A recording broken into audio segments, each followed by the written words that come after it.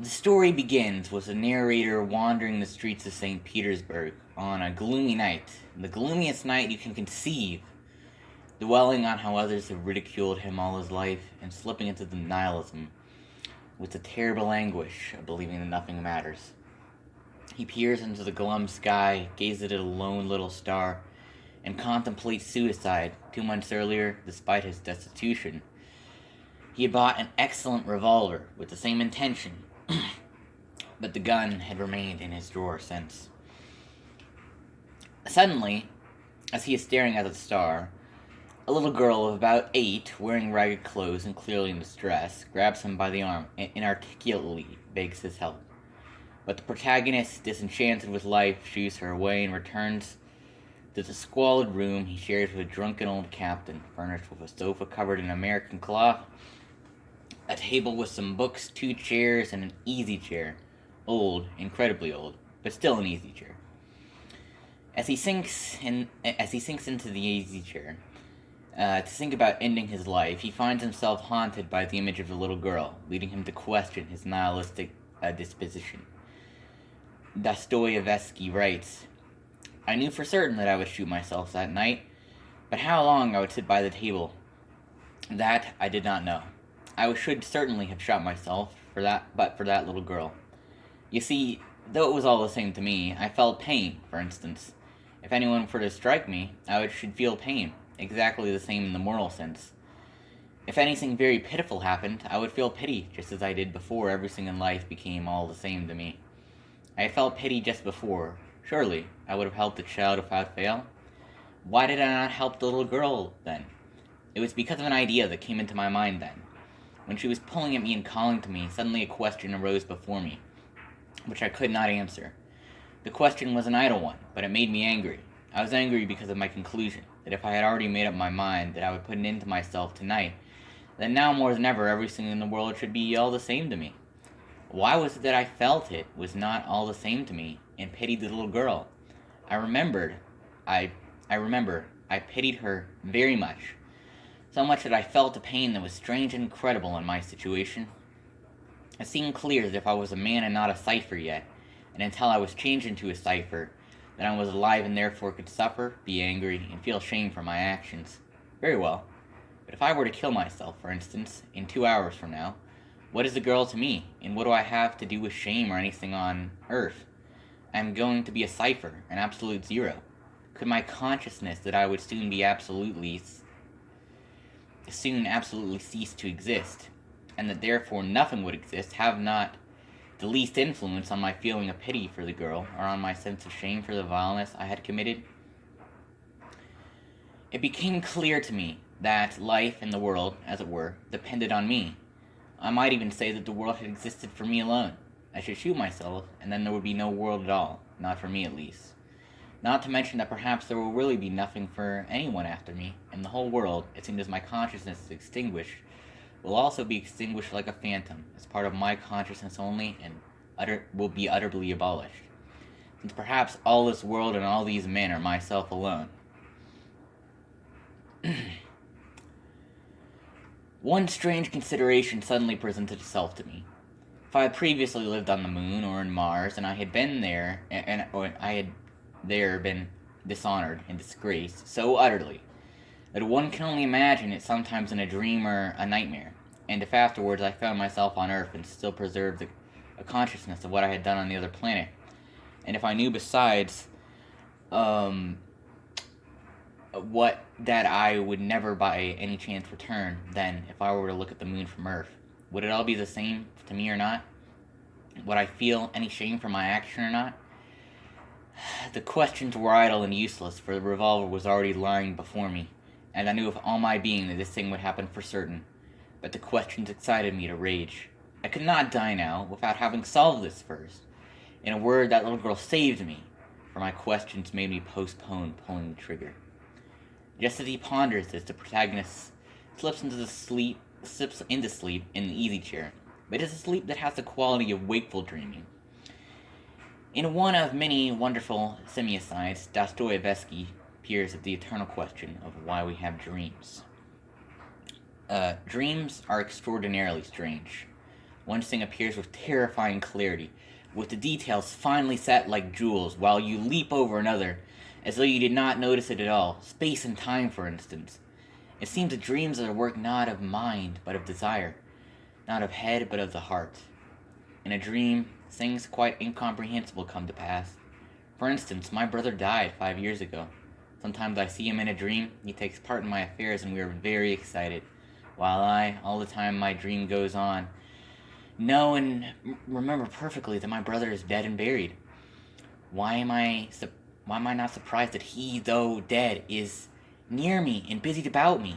Why does my mind allow all that? In this strange state, the protagonist dreams that he takes his revolver and points it at his heart, not his head, where he had originally intended to shoot himself. After waiting a second or two, his dream self pulls the trigger quickly. Then something remarkable happens. I felt no pain, but it seemed to me that with the report, everything in me was convulsed and everything suddenly extinguished. It was terribly black all about me.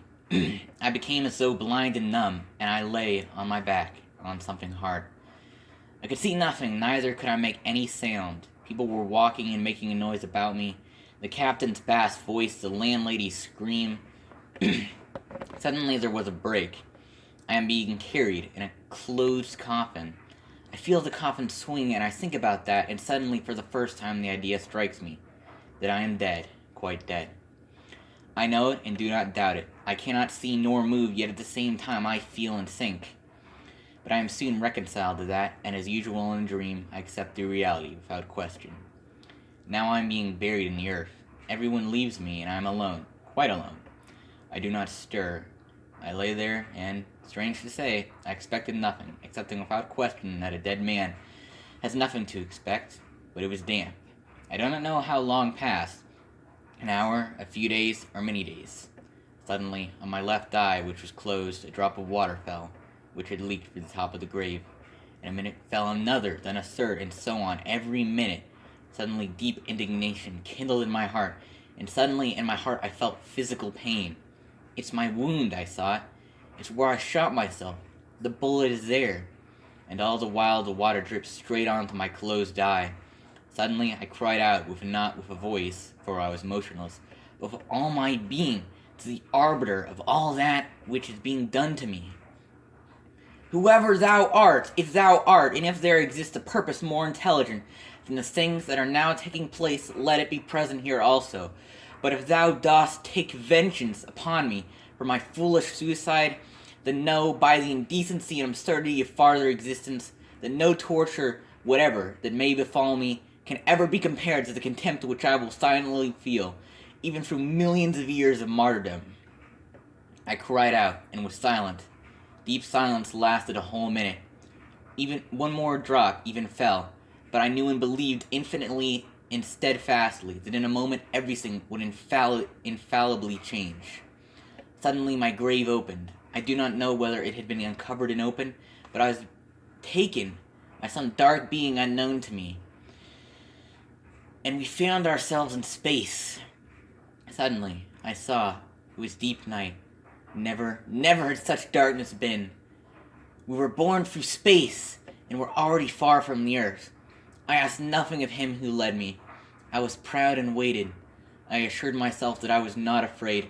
My heart melted with rapture at the thought that I was not afraid. I do not remember how long we rushed through space, and I cannot imagine it.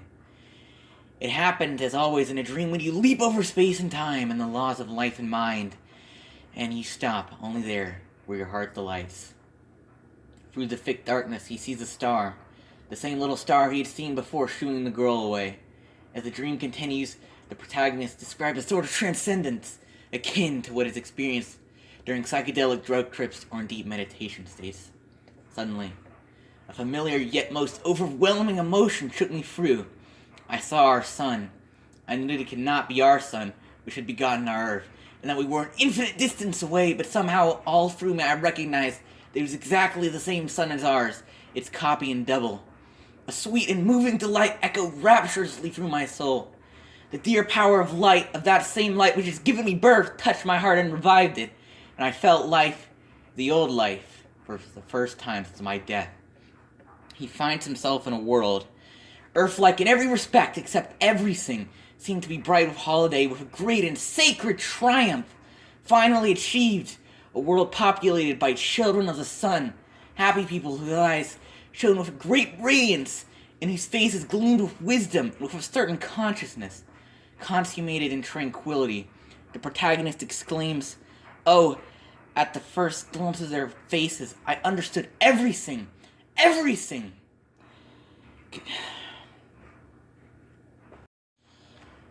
Conceding that it was only a dream, he nonetheless asserts that the sensation of the love of those beautiful and innocent people was very much real and something he carried into wakeful life on Earth. Awakening in his easy chair at dawn, he exclaims anew with rekindled gratitude for life. "Oh, now, life, life!" I lifted my hands and called upon the eternal truth, not called, but wept. Rapture, ineffable rapture, exalted all my being. Yes, to live. Dostoyevsky concludes with his protagonist's reflection on the shared essence of life, our common conquest of happiness and kindness. All are tending to one and the same goal. At least all aspire to the same goal, from the wise man to the lowest murderer, but only by different ways. It is an old truth, but there is this new in it. I cannot go far astray. I saw the truth. I saw and know that men could be beautiful and happy without losing the capacity to live upon the earth. I cannot believe that evil is the normal condition of men. I saw the truth. I did not invent it with my mind. I saw, and her living image filled my soul forever. I saw her in such consummate perfection, and I cannot possibly believe that she was not among men. How then can I go astray? The living image of what I saw will be with me always, and it will correct and guide me always. Oh, I am strong and fresh. I can go on, even for 1,000 years. And it is so simple. The one thing is, love thy neighbor as thyself. That is the one thing. Nothing else is needed. You will instantly find how to live.